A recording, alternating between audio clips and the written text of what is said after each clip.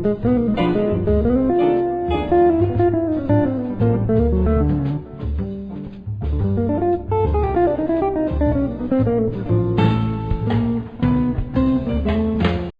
would like to welcome and say thank you to our sisters and misters from the Speed City. Brenda Stewart was a member of our chapter a long time ago, and she moved, well, she's always been up in Indy, and decided to start her own chapter, which is the Speed City. So we've had a connection for a long time. But I welcome you and thank you very much for doing this panel. Take it, Michael. Okay, thank you. Can you still see me? Yes. Okay, Yes. good. Unfortunately, yes. Okay. I couldn't tell I can't tell for sure because I have my notes propped up on my screen directly in front of me, so I can look into the camera, and you can't necessarily tell that I'm actually reading my notes. But we also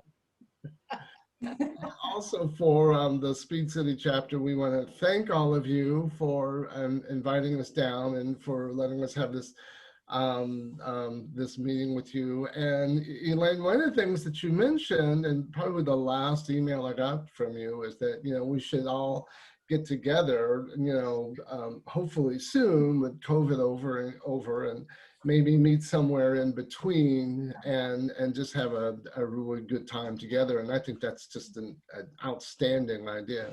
So I'm definitely going to bring that up.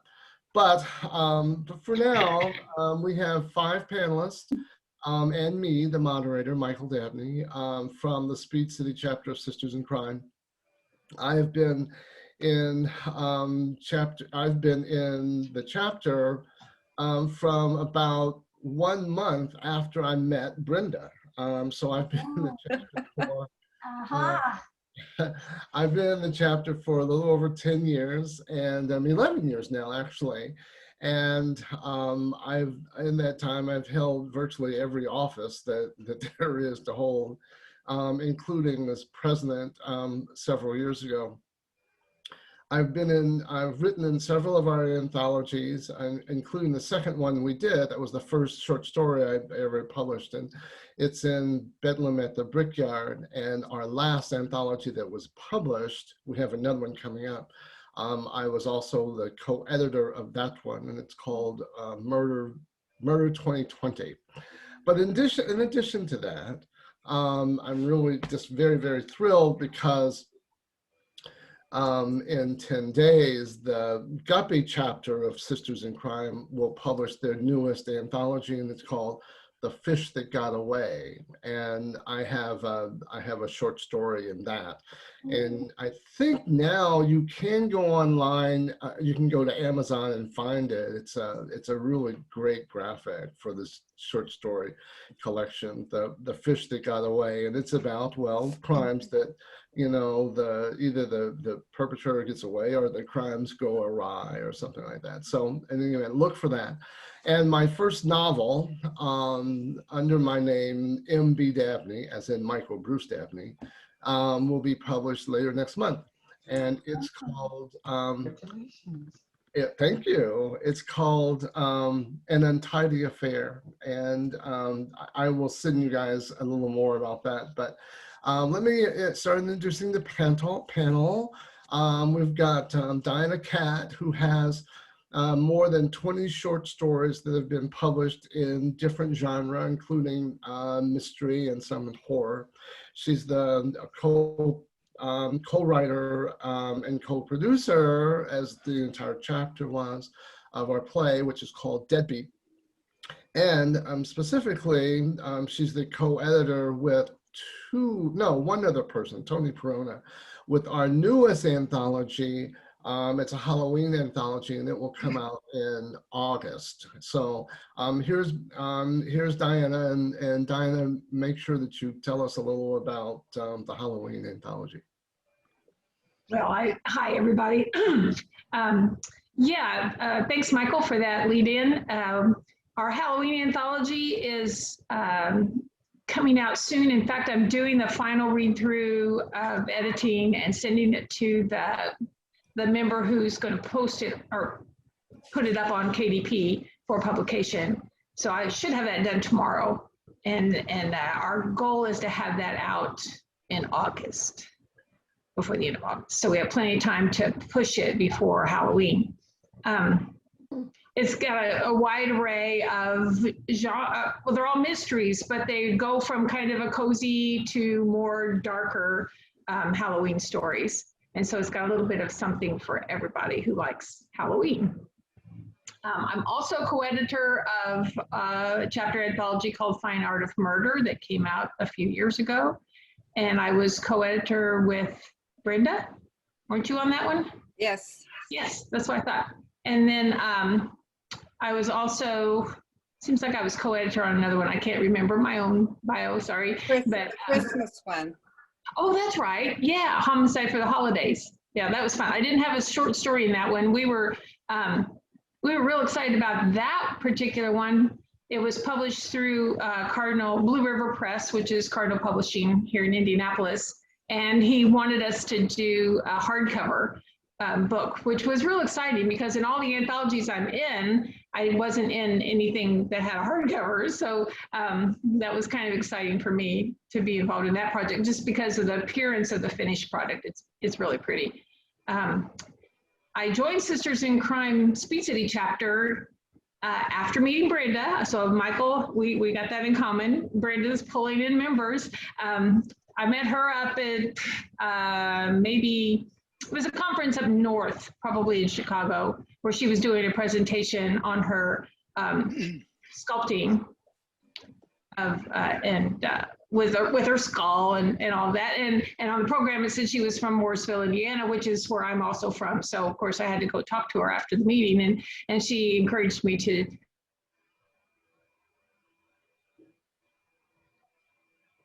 Oops. Oh.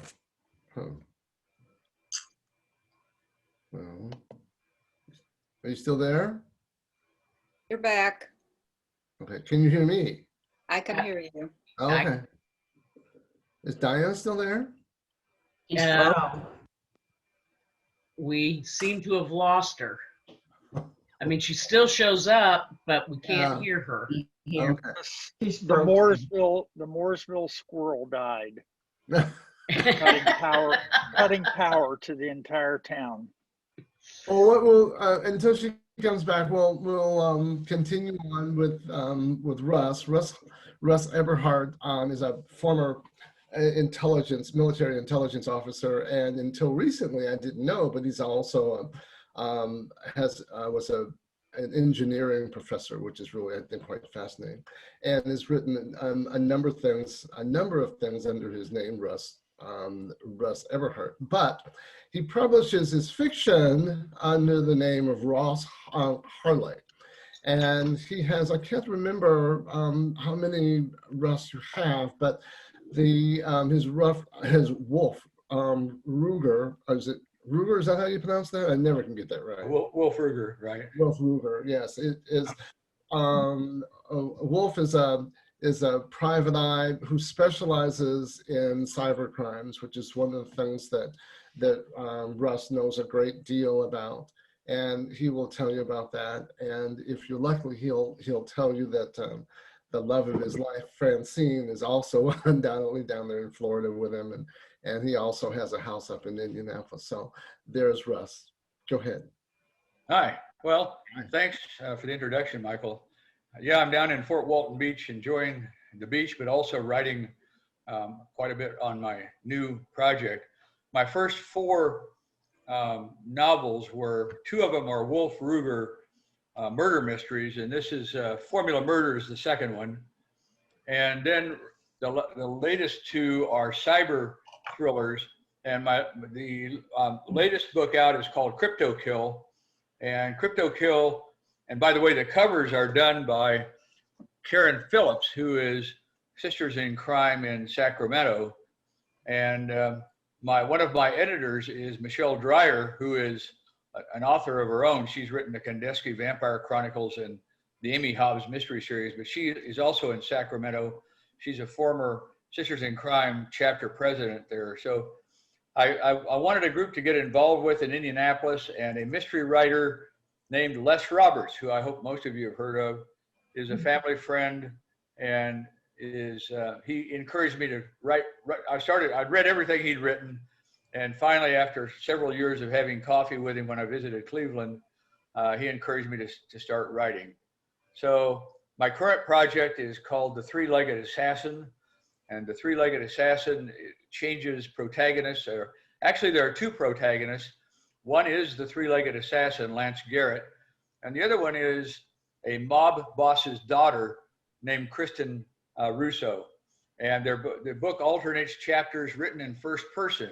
So I'm writing both male and female first person. I rely on my wife as a first reader and my two female editors to keep me in line. I'm enjoying the heck out of it, and very lucky to get into with this group in Sisters in Crime because Les Roberts recommended it. I told him I was looking for a group in Indianapolis. He said you have to look at Sisters in Crime. So I did, and I'm very glad I did. And back to you, Michael. Well, thank you, Russ. Third, we have Crystal Rhodes. Crystal is an award-winning playwright and author. She is the co-editor of Grandmothers Incorporated with her writing partner, Lily Evans, whom I co-edited with our last anthology, Lily. But in any event, it's a cozy mystery, and it's just delightful. The stories are. With the grandmothers who are, solving crimes. But she has produced a number of plays, and including the play adaptation of, I think it's Stakeout, the Mothers Incorporated story. Isn't that right, Crystal? Mm-hmm. Yeah, in Indie Fringe in 2014. And it's also appeared off Broadway. So No, Grandmothers Incorporated appeared off Broadway. Stakeout just appeared in the Fringe. Yeah. Okay. And so when it comes to playwriting, and certainly in our chapter, Brenda was acted as I described it, our mother superior. So take it away, Brenda. Crystal. I'm sorry, not Brenda, Crystal. Oh, okay. Oh, I was waiting for Brenda. I'm not a playwright. I'm giving Okay. you go, Brenda. So. Okay, I was trying to remember when we joined, and I mean we, by my writing partner and myself, joined Sisters in Crime. I think I had gone to what was it, Baltashon? What is it called? Bouchercon. Oh yeah, Bouchercon. yes, okay. And I'd heard about, yes, and I remember it was here in Indianapolis years ago, and I heard about Sisters in Crime there, and we were looking for a critique group, and we found out that they had a critique group, and went out to where do we used to meet? Golly, Barnes one year. Noble, I forgot Barnes and Noble. I forgot 1 year we used to meet. Barnes and Noble, and sat in, and we really enjoyed it. And I have since I'm in awe of the talent of the writers. Believe me, I say that all the time. But I'm in special awe of the courage of this Sisters in Crime group, because not many of them would have tackled a play. I mean, it wasn't even a thought, and I brought it up, and they did it. So I continue to try to be a part of this group because of the creativity and because of the courage. It takes courage to produce a play. But let me see right now I'm working on, I also write romantic suspense. And my latest book will be out June the 30th, called Someone Like Them, which is really romantic suspense / women's lit. And as he said, I'm a playwright, and I've been entering contests, and I have been very fortunate. I mean, winning a lot of play contests. And one of the ones I won was right here in Indianapolis, which offers the opportunity for me not to only to produce the play that I wrote, and they pay for it. That's the thing. They pay for everything. So I'm in the process now of getting actors and stuff together for that. I'm a hybrid author. In other words, I had a mainstream publisher, and then I also self-published. I got all my rights back from my mainstream publisher, thank the Lord, after 10 years of fighting them in court. But that's another story. But that's about all I can think of for myself at this point. Michael? Okay, thank you. We also have Stephen Terrell. Steve is a retired author, recently retired lawyer, and he has two, I think, fairly intense legal thrillers. One's called Stars Fall, and the other is The First Rule. His latest novel is called The Last Train to Strenton, and it features a police beat police beat reporter from Chicago named Zach Carlson, and he was looking for a quieter life and finds it in a small Indiana town. But of course, that's just the setup for great crime, and because everyone, when they move to small towns in Indiana, they also find murders. So in any event, that's so. Go ahead, Steve. Well, just to add a little about the character is, and it was a fun book a good book to write for me because it's more complex than the legal thrillers in its setting because it's told in 2 time frames, and part of the interesting writing-ish part of it was structuring it so that this backstory in Chicago that takes place over about a 2-year period is interspersed with the later story in this small town. And about 3/4 of the way, not quite at the end of the book, but those stories merge and you understand why he left Chicago and why he left for this small town in Indiana. But yeah, not much to add. I've been writing this last year because what are you gonna do when we have COVID? So I've been writing a series of articles for some legal publications, mostly for our publication, the American Bar Association's Experience magazine, which is their version of an AARP magazine, only with better articles and better writing. And so they liked what I've written and recently asked me to become a regular columnist for the magazine. So I'm doing that. Either they like my writing or they couldn't find anybody else who'd do it and not get paid. But I've been working on an interesting project that has more twists than turns every time I turn around. But I was doing some family research. Again, what are you going to do during a pandemic? And stumbled on, I found a great uncle, his birth date, death date. So I wanted to find a death notice for him, and I did the search and popped up with the first article that came up under his name and the year he died in Indiana was a story. The headline was "Notorious Murderer John Terrell Dies in Muncie."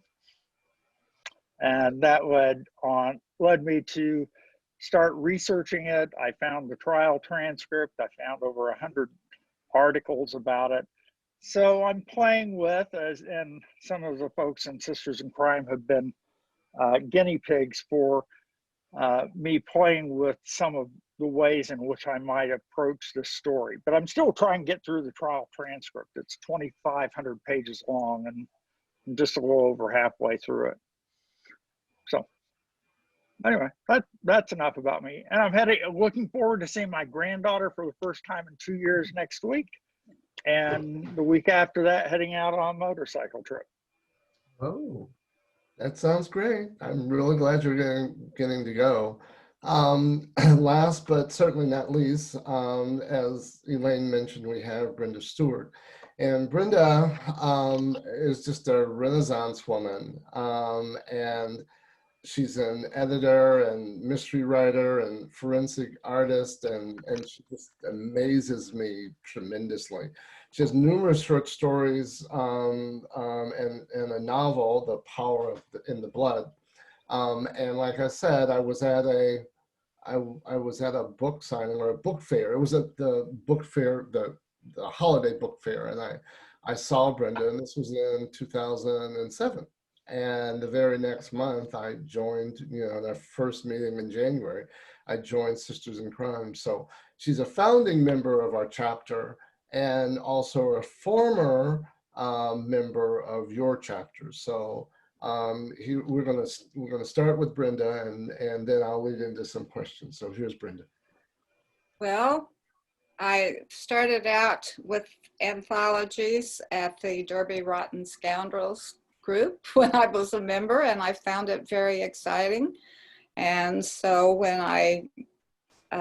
my sister and a friend of mine that we went to Louisville all the time started the Indianapolis chapter, that was one of our focuses on getting the chapter to do anthologies, because back then, that's what, 15 years ago or 16 years ago, there weren't very many chapters doing anthologies. And so that was exciting. But I've done a lot of things in my life. I was a professional doll artist for 25 years, working in porcelain mostly. I did one of a kinds also in polyform, traveled all over the United States doing shows, did one in England, and I raised horses. I've taught ceramics, I've taught English. But anyway, I just enjoy doing different things, but I've always been a writer. And that was my main focus. I've been a little behind. I'm rewriting the second novel in my series because of things that happened in my life, but it's out of date. So I'm still working on it, and maybe it'll get finished in my lifetime. I don't know, but I enjoy Sisters in Crime, and I enjoy all you people. That's Okay. it, Michael. Thank you. Thank you.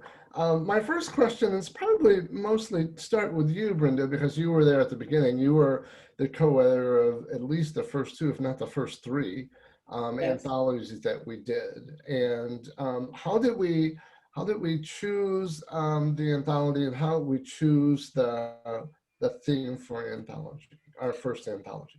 Well, as I said, my book had come out, and I got acquainted with a publisher and distributor here in Indianapolis. And he had authors come. He did a lot of shows at the time with books at, the home show, the flower and patio show, all kinds of things at the fairgrounds. And he would have us come, and he had me come and do facial reconstruction on skull demonstrations and so forth. So we became friends, and we got to talking. Well, he only published nonfiction. And so I would tell him about the two anthologies that we had done, the Derby Rotten Scoundrels. And he would go to book things across the country, and National Sisters in Crime normally had a booth. And so he was very impressed, and he said, well, if we did an anthology, what would we do? And I said, the 500, what else? That's what Indianapolis is famous for mostly, or at least the big one. And he said, okay, well, who would you want a co-editor? And I said, well, yes, we have a member that has a couple of books out, and he's a good writer. And so I said, Tony Perona, and he said, well, I've heard his name, but if you think he's okay, that's what we'll do. And so we did. And he hired an artist to paint the cover. And then I thought, uh-oh, the tower, blah, blah, blah. A lot of things are trademarked at the 500 track. So I had to contact them, the people there, and they agreed that we could use that cover. And I think it's a beautiful cover. Well, then we had this big blowout. We didn't have any money, so we all donated, bought food and whatever for this big, well, I don't know what you call it, but getting it out there. Okay, that's when Jim Wong had his bookstore in Carmel, and so he agreed we should do it there. Okay, the exciting thing was with the first anthology, we were on the top 10 list for books sold the first week. We were written up positively in Publishers Weekly. It was small, but it was there. And we also won this, they used to have a contest, the best book in Indiana, and we were second. And we got a plaque and so forth. The winner was a professor he lived in Alabama, but his grandmother lived here, and she was the oldest person in Indiana at the time. So anyway, that was exciting. And so then from there we went on, and I co-edited the second one was the Brickyard 500, which was Bedlam at the Brickyard, which was mentioned in Indianapolis Monthly this spring as one of the best sports books to read from Indianapolis. And so from there, we have gone on with a lot of anthologies, and I'm very proud of the chapter for the work that they've done.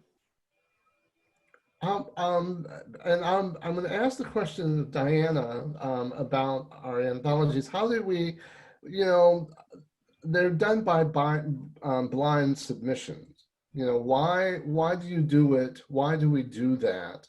When we have someone submitting a story, what's the process and why do we do blind submissions?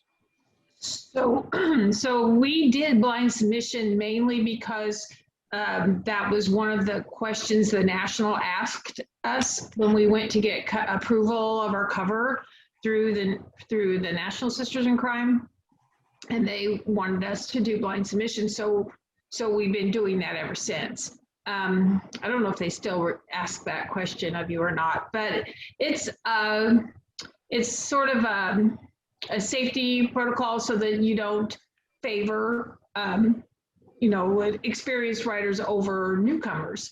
And although some of us that have been in the Sisters in Crime critique group for many years recognize the style of a lot of our members, and even at blind submission, I could pick out, which story came from who, just because of my familiarity with writing styles of members. Although we have some new members that submitted this time, and I didn't know who they were. So the blind submission process, we need another member other than the editors to accept the submissions at their email, and then they remove all of the names associated with the story. They keep track of which story belongs to which author, and then they submit us, the editors, the manuscript without any information as to who wrote it.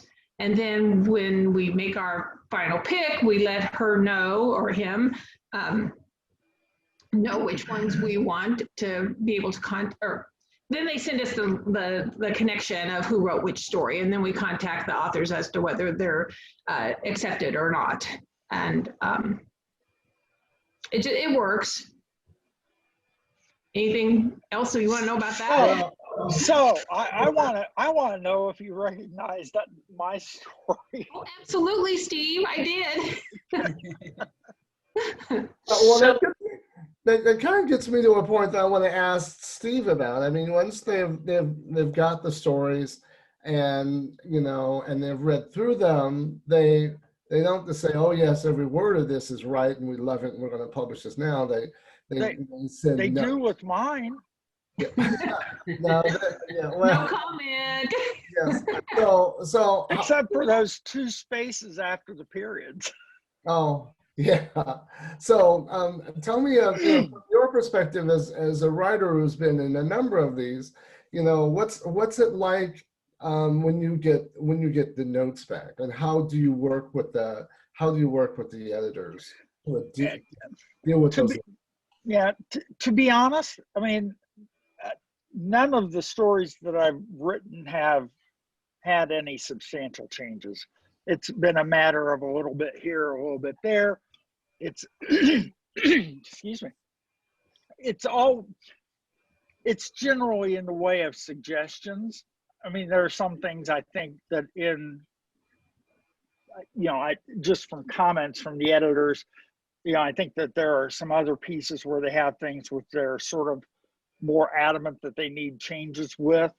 I've never really felt that on mine. It's mostly been small editing issues. I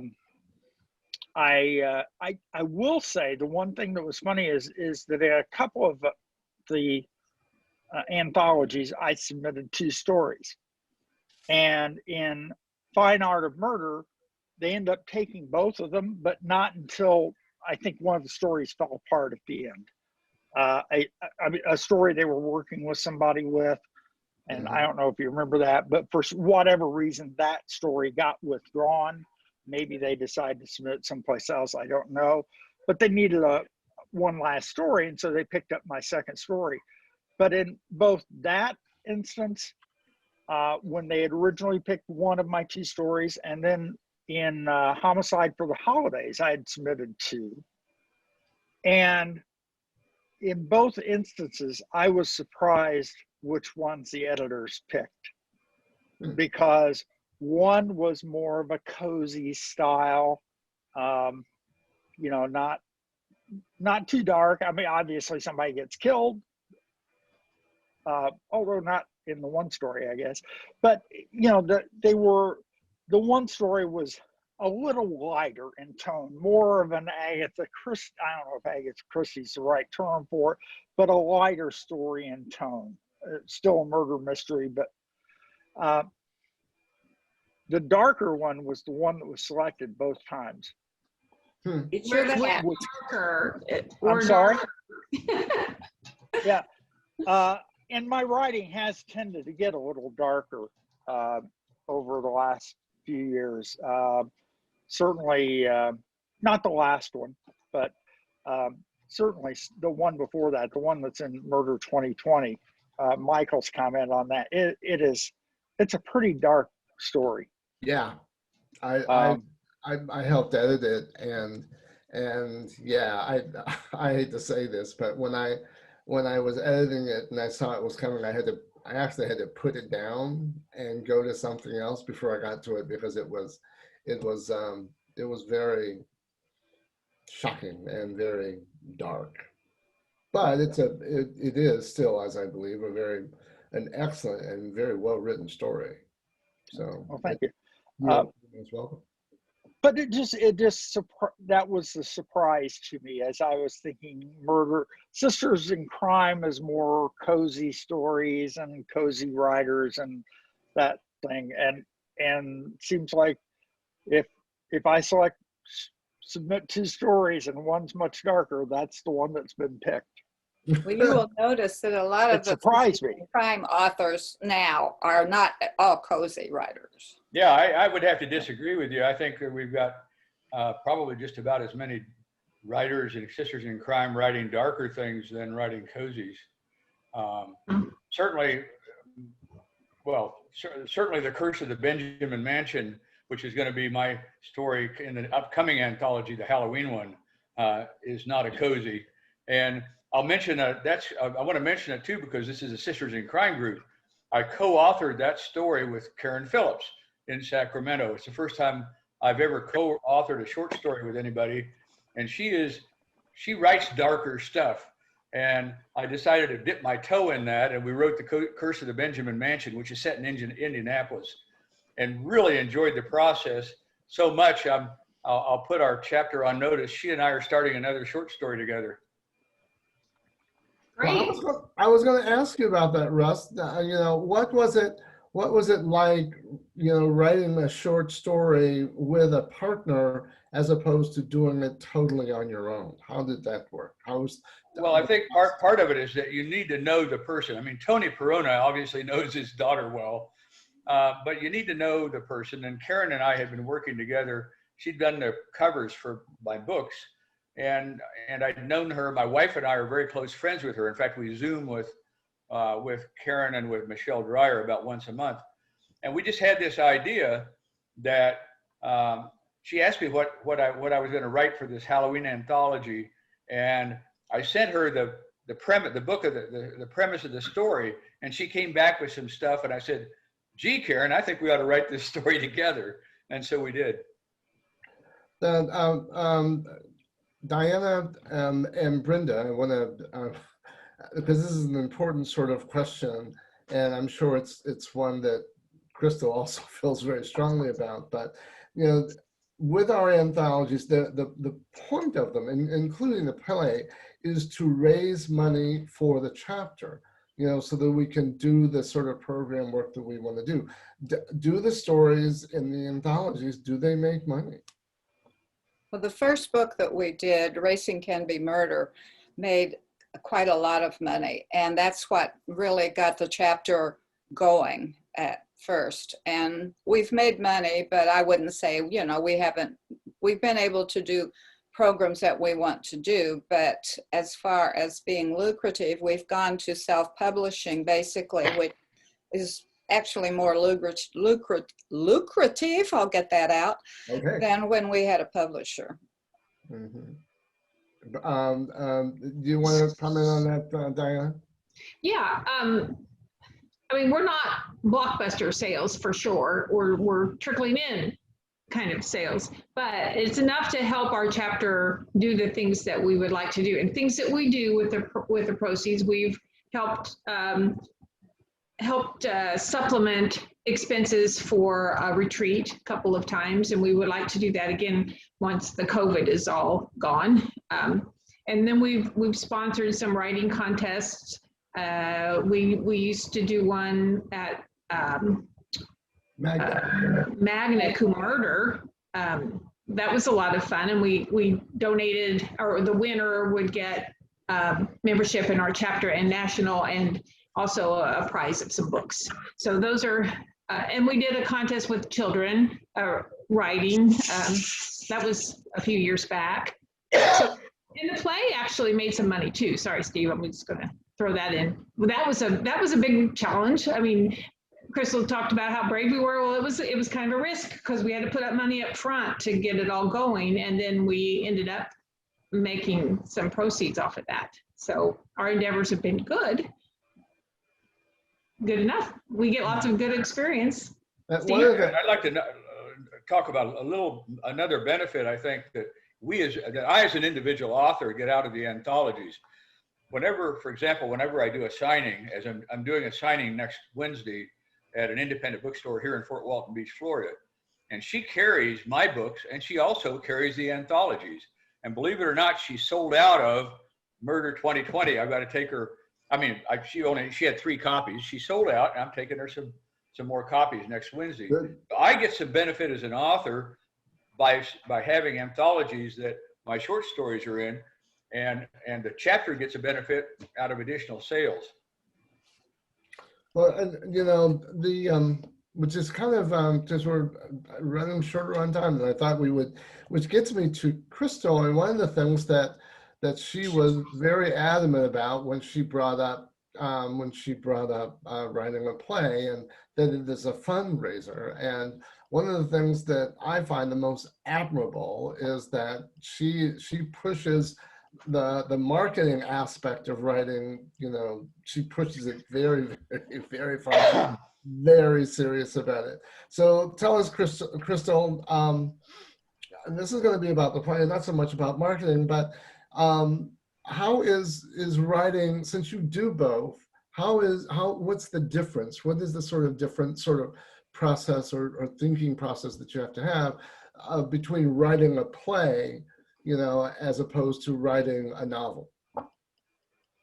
Well, I think writing a novel is much more difficult because, as I said, you have to fill in the blanks.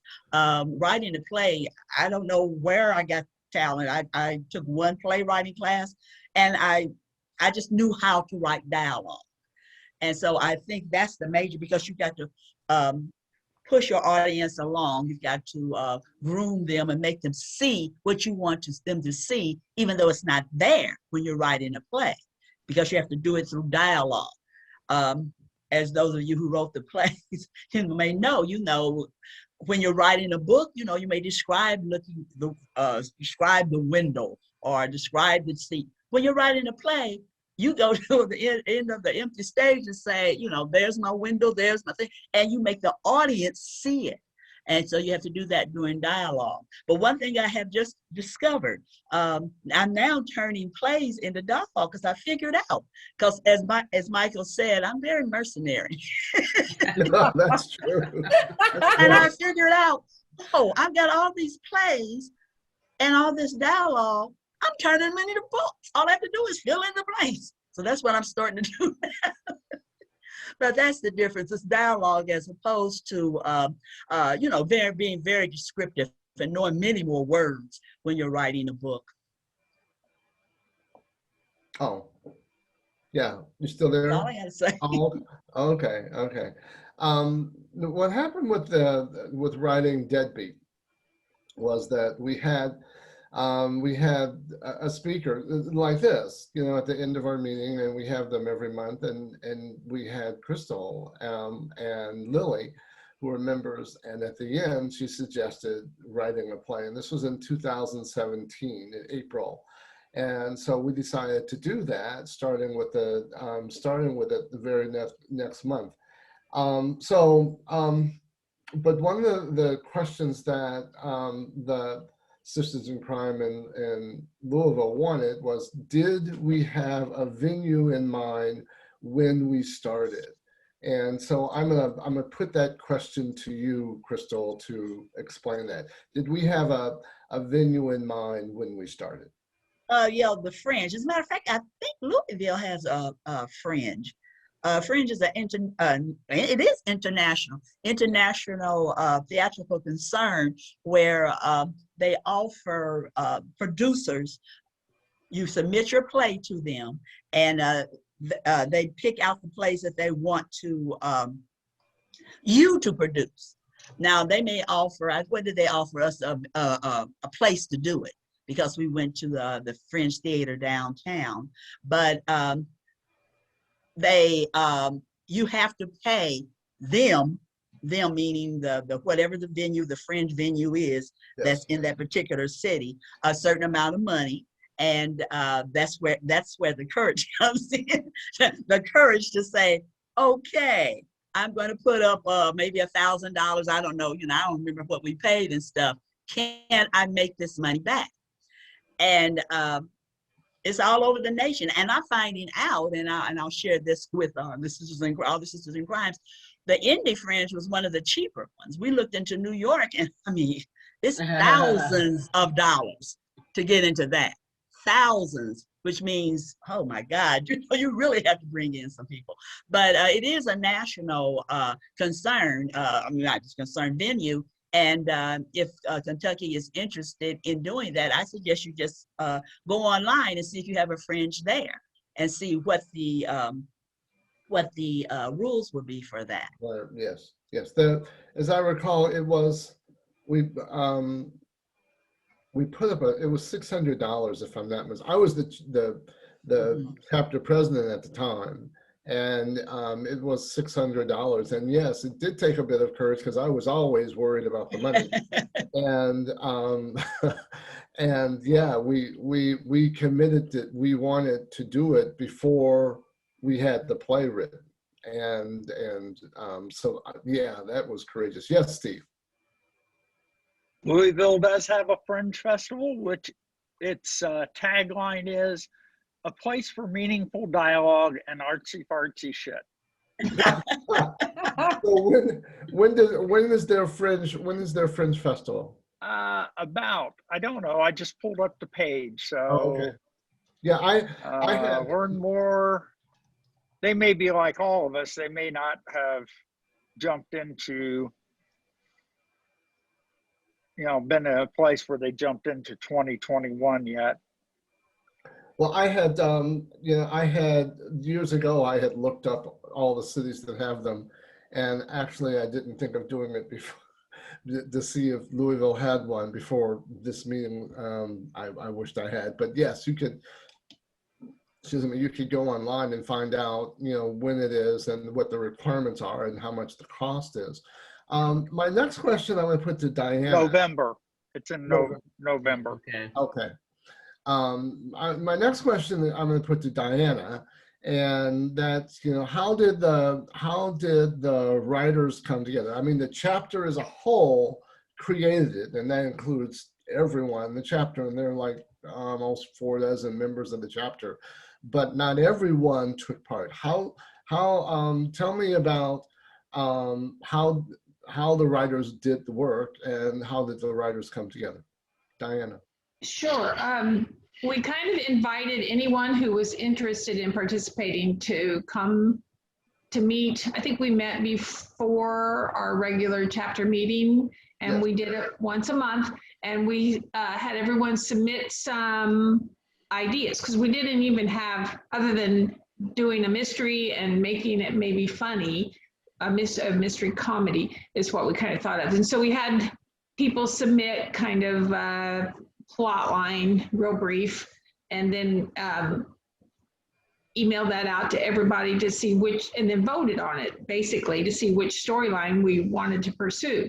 And so we chose one based on majority vote, and went with that. Of course, my choice didn't get mine didn't get picked, and I harbor horrible feelings about that. No, it was great. We had an idea, and that's kind of how we pursued for the first 6 months or so. Maybe we kind of did it as a committee where we would vote on how our chapters, which direction we were going, and which direction the storyline was going, and people stayed in or dropped out, whether they got frustrated. Some people might have got frustrated with the whole process of working like that. And it was kind of slow, but we made progress.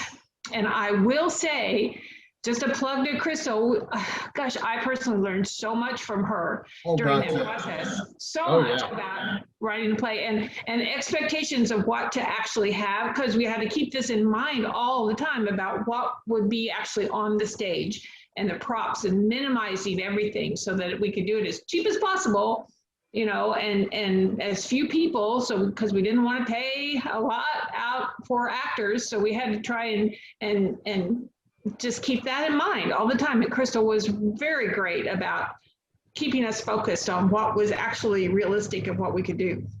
Yeah, one of the things that struck me that I still think about to this day, and even when I'm looking at some other play, one of the things that Crystal was very, very focused on is this is a fundraiser, and in order to fundraise, you have to make money.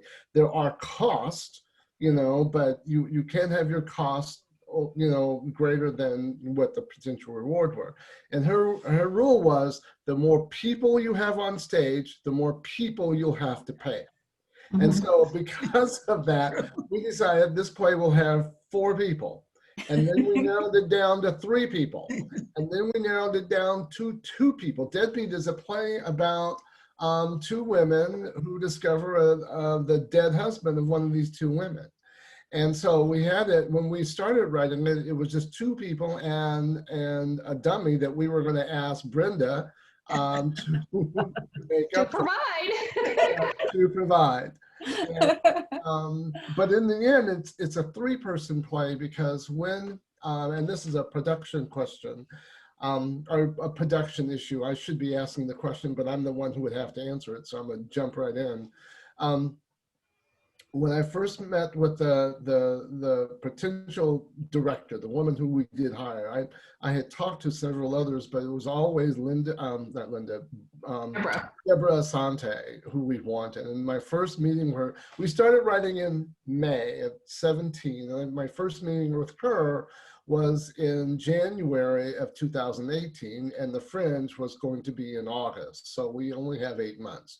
And one of the things she said is that, you know, for the audience, both for the audience and for the actors on stage, the 2 female actors, it would be better if we had a real person on stage. It's a 2-person play and a dead mannequin. And so we said, okay, we will hire a guy. And a couple of months later, and a couple rewrites later of the play, we decided, well, we hired the director, and we were hiring the actors. And not a large amount of money, but it was still money that we're going to have to put up. It was a production cost. And we decided, including Diana, if we're going to have to pay this guy to lie on the stage for 45 minutes and do nothing, we're going to give him something to do to justify having to pay him. And so in the middle of the play, this dead person sits up and says, wait a minute. And then he tells his part of the story. His side of the story. Yeah. It has this great death scene, and he lies back down. So, But so there's always part of the mystery is whether or not he will remember his lines. well, That's true. that was also a production issue. We really don't have time to get into, but yes. Remember memorizing the lines, having all the lines. But one of the things that our director, who was just absolutely outstanding, one of the first things she had them do during the both audition and when they started rehearsal is improvising and being able to improvise. And without going into too much detail, we had 6 performances in August. And in the very first one, the deadbeat, the guy, forgot his lines. He just froze. And I was sitting like on the front row, and I was terrified. I was absolutely terrified because I didn't know what to do to help him. But in any event, It wasn't up to you, Michael. It was up to the experienced actresses to get him through that, which they did. They did. did. Absolutely. Absolutely. He's on stage, and the light is basically only on him, and the other actors are in dark, but they're there. And one of them, picked up one of the props, which is a phone, and said, I don't remember who she was talking to, but she had the experience. Yeah, she had the experience. Hello, are you online? Are you there? And it kickstarted him, and then it just kickstarted, and then it continued on. It was a scary night from that perspective, but another night, it was one of the best nights, both for me as a producer and as a father, because one of the other actors ended up missing a flight on the day of the performance from Atlanta to here. She was coming back from dropping off her daughter at college. And one of the first things that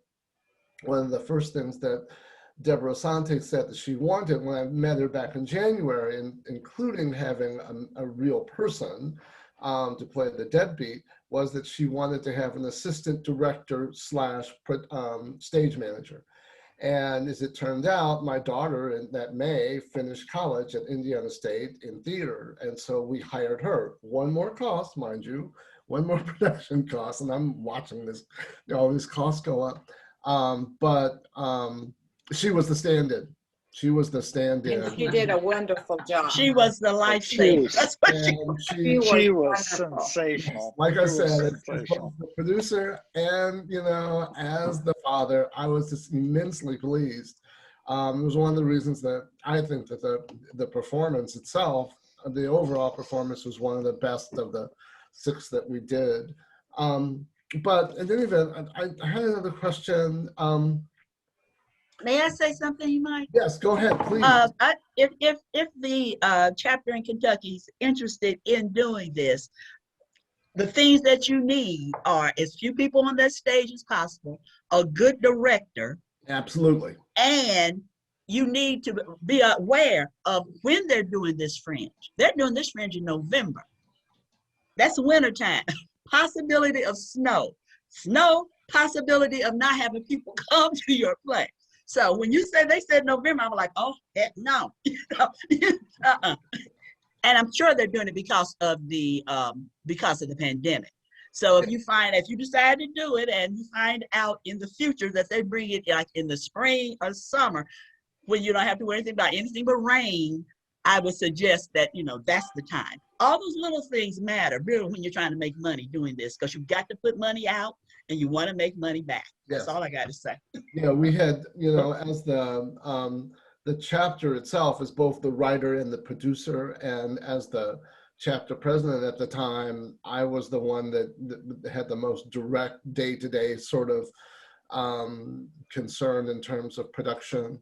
And but yes, you know, no matter what your budget is, there are almost always things that creep into it. And so you have to keep in mind, you know, the theater that we were in held 95 seats. So we could sell 95 seats in 6 performances. And so that's 560 seats. And, you know, I don't remember the exact ticket level. We would get 80% of it. The Fringe would get the other 20%. And our break-even point, given our costs, was, I don't remember this exactly, 200. We'd have to sell to break even. We'd have, of those 6 performances totally, of the 560 seats, we'd have to sell 230 or somewhere around in there. We didn't sell out any night but the last, but we made money. We still made money. We covered all of our costs, and it was a great deal of fun. I think we sold total seats were, I don't know, like maybe 350, maybe a little more than that. I don't think it reached 400. I do have the notes, and if you want to ask me later, I can look them up. But the main thing for me, first off, from a producing standpoint, is that we needed to break even, and we did. Someone had a question, and we're going to go back to it. As Susan says, I'm curious if there is a limit to the quantity of stories included. I believe you're talking about in the anthology. Oh, right. And do you have a limit? So I'm gonna send that question to Brenda and then also to Diana. You know, is there a limit to the number of stories you would have in an anthology, and how do you decide?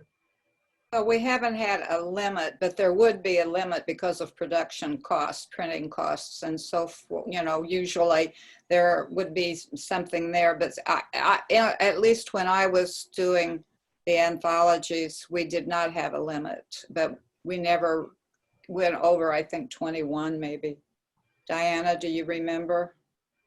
Well, I know with the hardcover version for Homicide for the Holidays, we did have a limit because Tom issued the page number limit. It wasn't a limit on the number of stories. It was a limit on pages. Yes, that's where it comes in, is the page number. Okay. So with our self-published ones, we don't adhere to a limit so much. And I think we've had, I don't know, maybe 18 or 19 in one of them. I don't remember which story, but we're kind of looking at 15 to 18. And it really depends on the length of the stories. And I can't tell you what the page number is that we're looking for as far as total length of the anthology, but we can hit it if everybody keeps their short stories under 6,000 words, I think is what we said. And then we've had roughly 15 to 17 stories. Like one may have gone a little bit more than that. Earlier. I think the first one was 19. I don't remember. Yeah, I think we had one at some point in time that was 20 or 21, but it could be because the basketball one is thicker. If you look at them, that may have been the one. And also in that one, well, we did in the two previous ones too, but we had between each story, we had fact stories, fact sheets telling about Indiana basketball and players and coaches and that type of thing. But in Homicide for the Holidays, after each story, we had a recipe. Right. So I had a hack for the holidays, and then I had a family cornbread or corn bake recipe after my short story. And yeah, that was good too. That was really kind of neat. I like that. Well, it was when we did Racing Can Be Murder, the publisher suggested that we do that with the short fact sheets because, well, with the 500, you know, you have so many places to go for facts and race drivers and movies and that kind of thing. And so that worked out very well.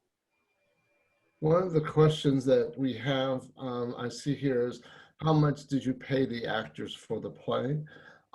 We had I worked with first Crystal and as well with Deborah, because I didn't know how much it should be. It was a small stipend. We paid the 3 actors and the assistant director, who was my daughter. We paid them $200 each, and we paid them. Frankly, I don't remember.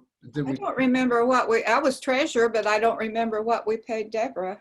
Yeah, well, But it wasn't much for what she did. no, we paid her more. That's true. I'm It was saying, more, but it wasn't yes, much for what but and the job she did. we got yes, it was worth every single penny. One of the things Exactly. that Crystal had mentioned is, if you're going to hire a director, whether you're going to do it as an amateur play or whatever, it is best to get the best director that you can get for whatever money that you have that you can spend. I would seriously encourage you not simply to pick, Betty Jo, who produces the annual Christmas story at the Lutheran Church. I mean, she may be good, but Deborah Asante, for example, is a professional and knits what she does. She is a professional, but I think her situation with Crystal, being friends with Crystal, we may have gotten a deal too. Yeah, believe me, you got it. Yeah, we got a deal. Yeah, we absolutely did, and there's no doubt about that. And she's directed Crystal's plays before. She's Yes. directing the one that's coming up in Is she? October. Yeah. Oh yeah, Awesome. I don't have anybody else but Deborah. Well, I don't blame you. Yeah, she's, the first time I was sitting in a rehearsal with them, and even when we did the auditions, just watching her work was just incredible. I mean, yes, we got every penny's worth out of her. So I think so. And also, those people in Kentucky, the Fringe, you are in competition with other theatrical producers too. I think it was 64 plays we were in competition with. I can't even remember the number. I know our play was in competition with 64 other productions. So you're trying to get some, you're competing with all these people. So you got to bring your game. Some of them are not plays. There are people doing music issues. That's there true. Are people doing That's true. comedy, things of that. Still competing for audiences. Exactly. Yes. But being the what I've done my whole life, adult life, most of it, make sure you look at the contracts and understand them, and make sure of the terms of the contract. And if you have a lawyer in your group, or a spouse who's a lawyer or something, be nice to them and have them take a look at it. yeah, I was one of the things I wanted to bring up, and again, it's a question that I would be actually the one to answer. So I'll just add to the discussion. The chapter both wrote and produced the play. It is in anything that you see, when it's mentioned, it is by the Speed City chapter of Sisters in Crime. But with any organization, certainly any nonprofit, there are people who do more things. Ultimately, the play, 75% of it was written by no more than a handful of people, and in the end, the vast majority of it was written by only 4. So I wanted to touch on that, but the chapter, there was more talent in the chapter than just people writing. And so there were people who, excuse me, who helped with publicity who didn't write. There were things that, in terms of promoting, that Russ didn't write in the play at all, but he was excellent at promoting it. Steve was our lawyer, and also helped with the props. And so it was truly a chapter effort, overall, other than just the writing and the producing of it. And it took, the shoulders of everyone who pitched in to get it done. I know our time is almost over, but I would like for Crystal to tell something about the business end of it that she wants us to do now with the play. Yes, that's the Oh, next. right now, our what's the promotion committee, I can't remember what commission, because we got these subcommissions. What we're doing now is putting Deadbeat together with a play my writing partner and I wrote, which is Stakeout. We're putting those together and publishing them in a playbook. And then we'll be selling that, because the purpose is to get other productions. And from my understanding also, we're probably going to contact other producers around the country too. But immediately we're going to monetize the plays by putting at least those two together and sell them in form of a book. Because who knows, somebody may read the book and decide, oh, well, we want to do this play. Yeah, so we're working on that. It's part of the marketing committee, and there's a subcommittee of our marketing committee that's working on that. Crystal, as a matter of fact, Crystal, if you have a second, I'll email you, and I want to talk to you about some things about Okay, that. email me. Fine, thank you. But yes, we had thought about doing it, something after the play was produced, and in August of 2018, with other things which have come up, we hadn't gotten that done yet. Well, COVID kind of Yes, and COVID definitely did, but we're really working on getting that done now. I'm trying to think, did anyone have any other questions that we haven't answered, either in the chat or verbally? Does anyone have a question? Yes, I do. Yes, Lynn. Yeah. First off, thank you so much. This has been great to be with you guys, and I love your energy. And it's obvious that you are just a really happening chapter. I was curious, for the anthology now, did you advertise all over your area and invite people to submit, or was this just limited to your members for your anthologies? And related to that, how did you choose? Did you have outside people choose what stories were going to go in there, or did you leave that to the editors, or how did you do that? Diana?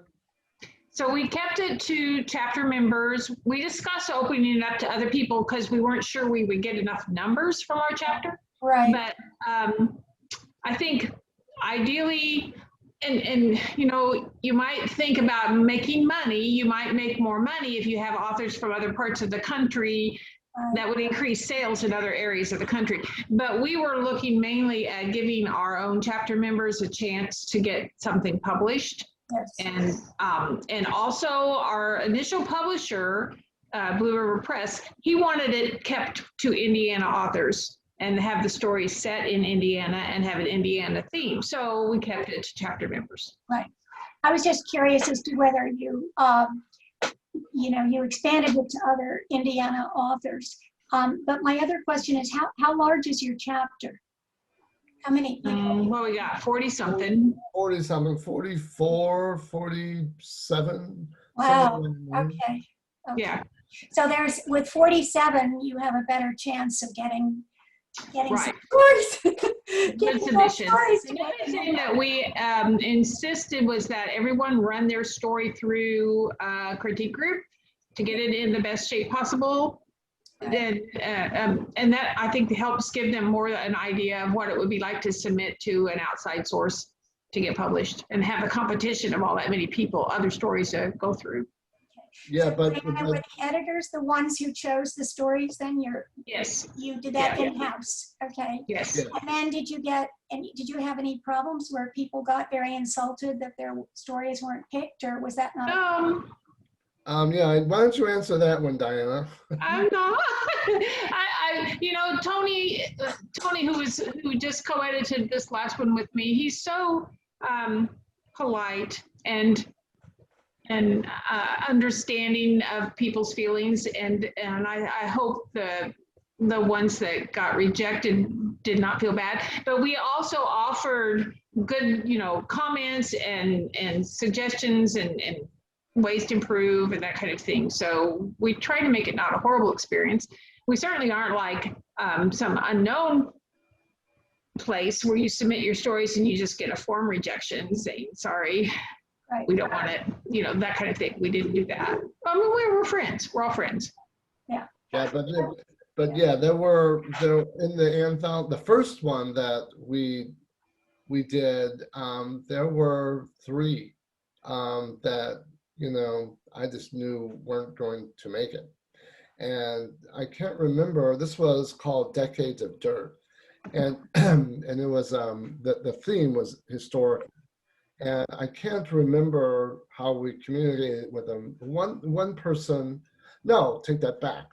One that I would have rejected, I worked with her a great deal, far more than I thought I should have, to get it in. But as a whole, if it's going to take too much work on the part of the editor, when they send the notes, then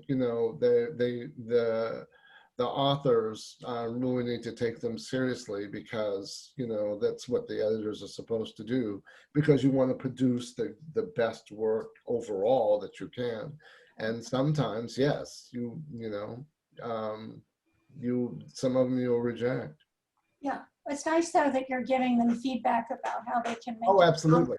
Yeah, I mean, that way it can be a very positive experience, because we all want to know how we can grow. Yeah. I have a question about the plays. Hi. In the Fringe Festival, were these full-length plays or one-act plays? 1 act. All Good fringes only have 1 act. Yes. Even internationally, it's one act. And how long were they? Like 40 minutes, Should an be hour? over an hour. Should not be over 60 minutes. Okay. Yeah, our play, our running time, depending upon the audience response, which is amazing, because audiences truly do change. You've got the same material, the same actors, they're fundamentally doing the same thing from performance to performance, but sometimes the audience gets it and sometimes they do not. Because this was it was an outright funny play, but it was humorous and in parts, and there was one performance of the 6 where the audience just did not get it at all. Sit through. And it was, again, I went through a few of us attended every performance, and I was one, and I tried to laugh out loud sometimes. Just like encouraged, oh yeah, this is a funny part here. I'm always that person in the audience who laughs when my friends are doing a play. Yeah, so Good for you. Good for you. Yeah, Come to our true. play. Yeah, so the Deadbeat runs between 42 and 44 minutes roughly. On the script itself, Deborah was brilliant with this, because she told me originally how long this play was going to be, and when I was reading through it, I thought it would be shorter. It would be closer to 30 minutes, but no, the acting and everything, it runs, the run time is 42 to 44 minutes roughly. And yes, we had to be done within an hour completely. That was a requirement. If you're writing a 1 act, I would suggest you not have more than 45 pages. It's usually a minute per page. A minute per page. Yeah. And we had a little less than that, which is why I thought it was shorter. But when it was actually produced, and even the final script that we have, the production script, was still less than 1 page per minute. But the play, because of the timing and that sort of thing, it was 43 minutes long. Did What- you? what- Mhm. I'm sorry. Am I on That's mute? all right, Susan. Can you Yeah, hear me? I'm here. Okay. When you started rehearsal, did you find there were changes to the script you wanted to make? There were Deborah yes, had a couple things. there were changes, there were tweaks. You know, there were lines, there were a couple of lines that were added. There were some that were changed merely because it was just more difficult, we found. We had 2 read-throughs, you know, in the chapter. We started writing in May of 2017. We had a table read in November. And then we had another table read when the final script was done the following May. But we weren't actors. And there were a couple of lines that were just difficult to say, you know, and so those were altered.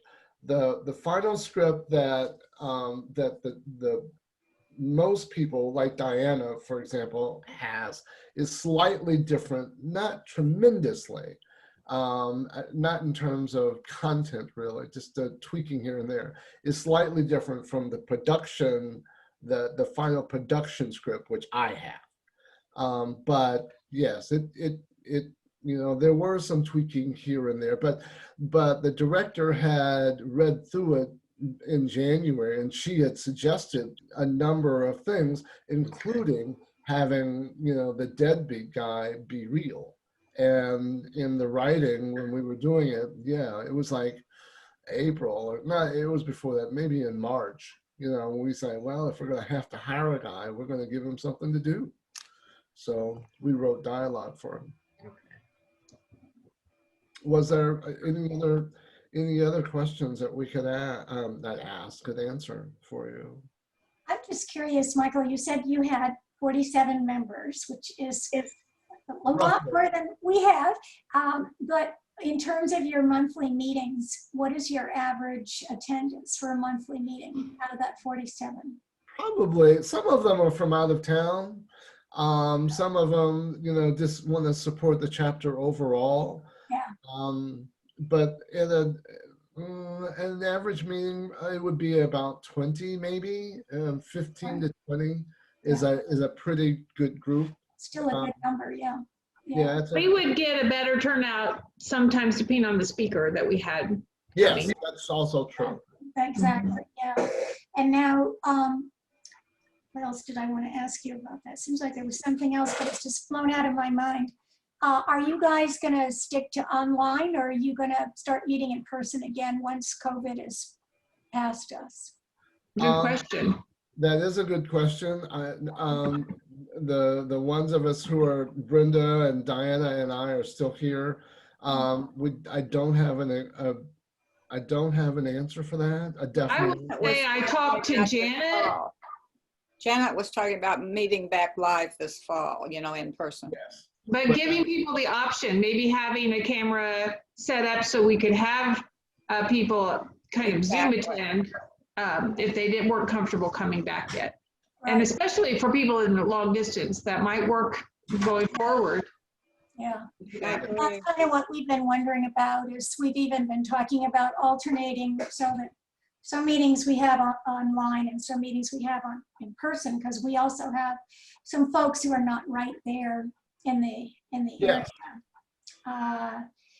And we don't know how complicated it would be to try to actually set up the Zoom so we could have other people at all the meetings who don't live there. So I don't know. Do you have a tech person who figures that out? We do. Yes. We also got a grant from National to help support some of the tech expenses, like getting a Zoom, I don't know, something that has a cost to it. Okay. And you might look into that so that you can do that, offer that option every time. Okay. All right. Were you going to say something, Michael? No, I was going along with what Diana was saying. We do have a tech person, and we are actually working this poor guy to death. I feel very badly about it, but yes, he helps with a lot of those sorts of technology sorts of issues. I have one other question. I'm sorry to keep you guys because I know we're way over, but this is my last question, I promise. Do you have, are your critique groups separate from your monthly meetings? Do you run critique group? Do people meet in critique groups apart from your monthly meetings? Brenda. We have a critique group before the meeting each month. Okay. Okay, well, that's what we've been doing. And what we've been wondering though, Brenda, is whether that gives people an opportunity to get their work critiqued frequently enough. Because we usually only have a couple critiques, you know, each month. And then we have more people than that who want to be critiqued. So that's why I was asking you guys if you. Well, I think if you wanted to go with Zoom, you could probably do it. Or we have people who send their things and people reply by computer, you know, Yes. email. Right. So online seems to work for that kind of thing. Yes. Okay. All right. Plus, there are a number of us who are in Sisters in Crime in this chapter, who have formed our own critique group. It's called In Mysterious Company. Oh, And okay. it's a very strong critique group. And Do you meet every week, Michael? no, we haven't. We actually, Diana, we haven't met for a while. Certainly not face to face. Originally, it was every 2 weeks. It was every 2 weeks. Every 2 weeks. And we stuck to that for years. And then, I don't know, people started working on their novels instead of short stories. So it's just harder to bring in a chapter and keep moving on it and incorporate the critiques until you're done. And then do you want to submit the whole thing, or, you know, wait to get critiques through the whole thing? It's just harder with novels. So we ended up not having enough material to critique as often. We've been trying to do every 2 weeks, but we're not real good at it. Sometimes we do, and we haven't for several weeks, but I suspect, certainly when I'm a little less focused on the publication of the short story and then the novel, I have 2 short stories that I need to run through the group. So certainly by late summer, I will have a couple things, and we'll probably start meeting again more regularly. Okay. All right. Well, I'm sorry, I didn't mean to keep you guys over, but we really appreciate your answering all of our questions, because we're much less further along in our group. We think we have 14 members total, and today I think we had about 8 at our meeting, 7 or 8. So, you know, we're not anything like you guys. So we just want to pick your brains as much as possible. So. Well, you're always more than welcome to contact us. You know, Janet Williams is our current president. I know that you're in contact with Janice Thornton. Neither one of them were able to be with us this week, right. Because they're at a book fair. And before I went online, person, in person. So, and it was at 10:30, you know, and it just started. And they sold several anthologies, so I saw that online. They posted that on Facebook. But you can contact them, and Elaine, of course, has my email address, and you can contact me. And if I can't answer your question, I can, you know, get it to the person who can. So. I want to say thank you very much. It was very enlightening. It was wonderful to visit with you again. I was at the Magna when you all did the panel on the play, and that's when I met many of you. And it's just very, very nice. And we really do need to get together either for a picnic or for lunch or something. That's a great idea. Road. Yeah, when you said that, I thought, oh, that is so great. I missed you, Elaine. I'll be talking to you, Miss Brenda. Okay. Okay. Thank you. Thank you so much. Having us. Thank you. Bye. Thank you very much. Bye.